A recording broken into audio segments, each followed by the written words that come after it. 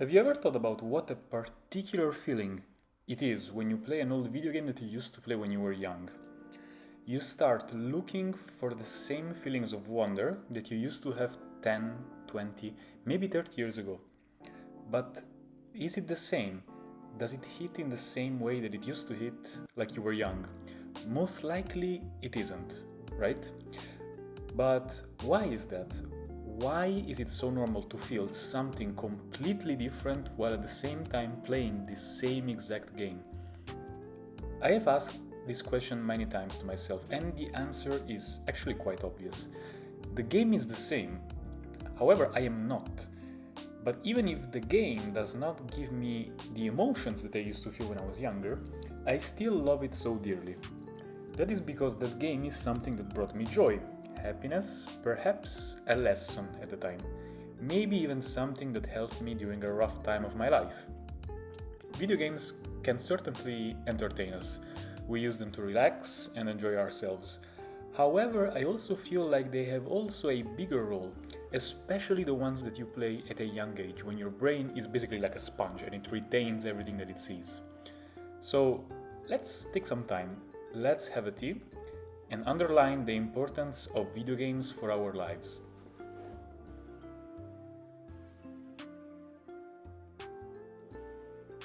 One thing that I do, and that you as a video game fan maybe do as well, is associating certain video games to specific periods of my life. My first ever video game as a kid, born in 1997, was Super Mario 64.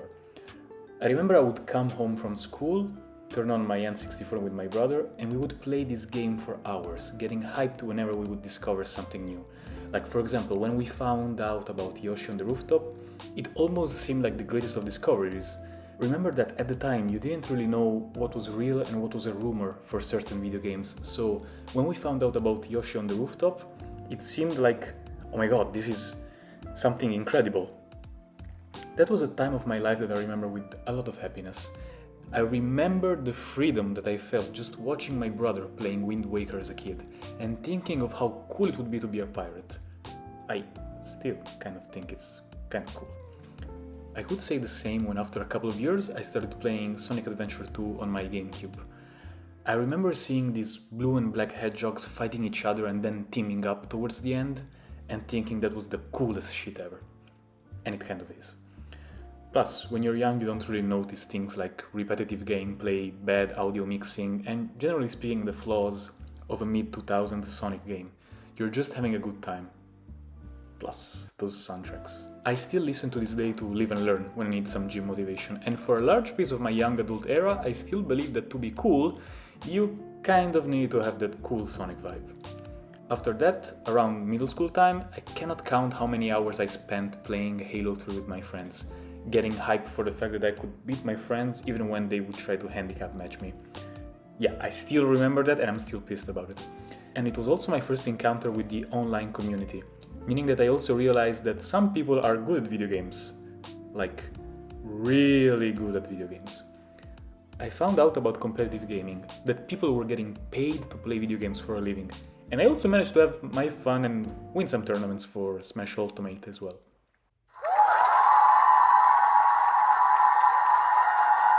Many different experiences for many different moments of my life.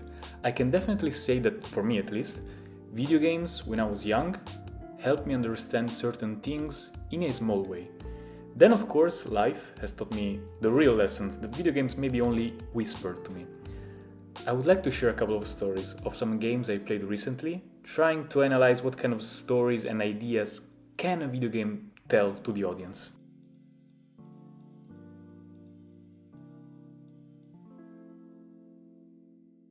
In 2019 I finally decided to give a try to Dragon Quest. Being a big JRPG fan, I was really curious about all the hype the series always had, especially in Japan. So I tried the latest game, Dragon Quest XI, and I gotta say I loved it from the start. However, one story was particularly interesting to me, the one of Jasper and Hendrik.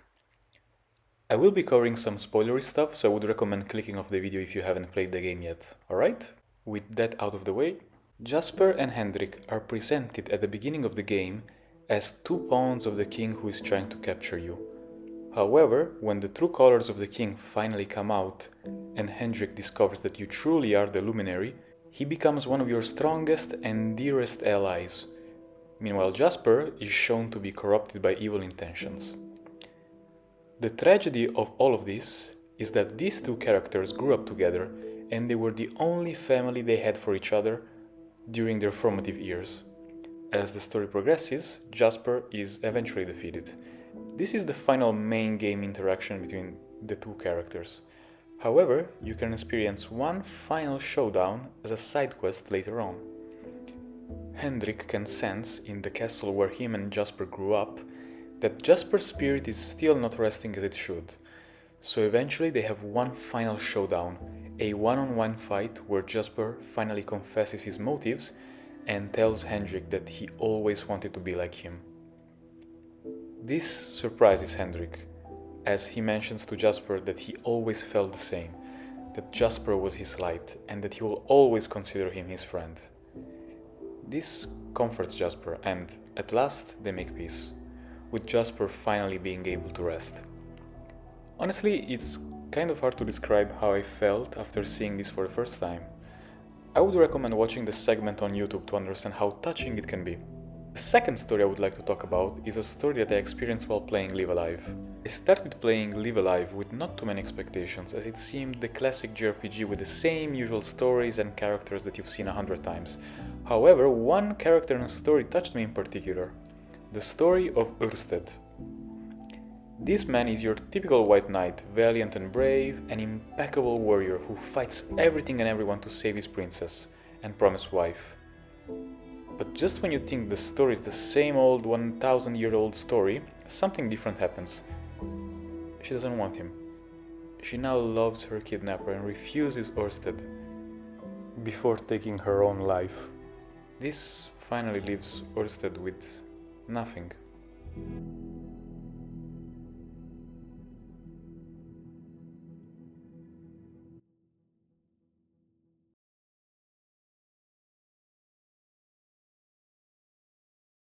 So, what is the point of all of this?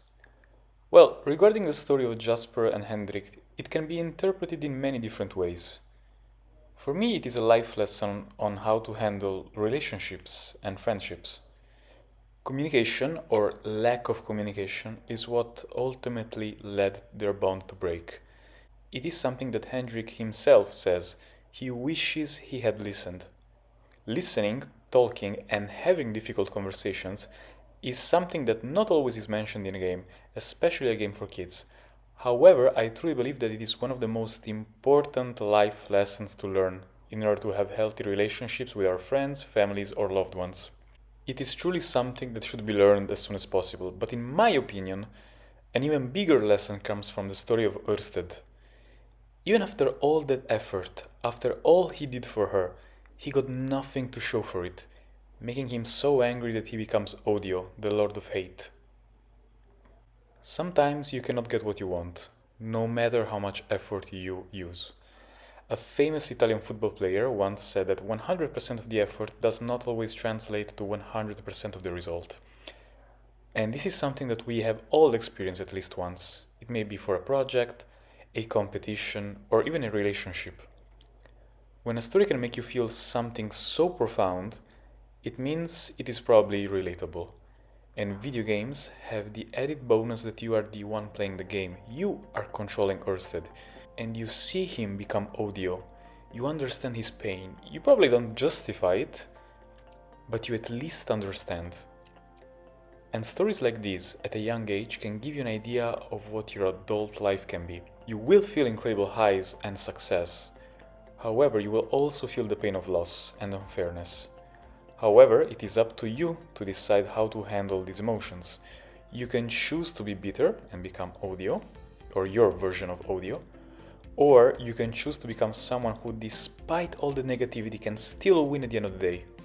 In the end, the bottom line is, it doesn't matter what happens to you, but it matters how you choose to respond to the things that happen to you. Your response on what happens will determine your destiny and how the world sees you and perceives you. You are the protagonist of your story, and it is up to you. to decide how to end it.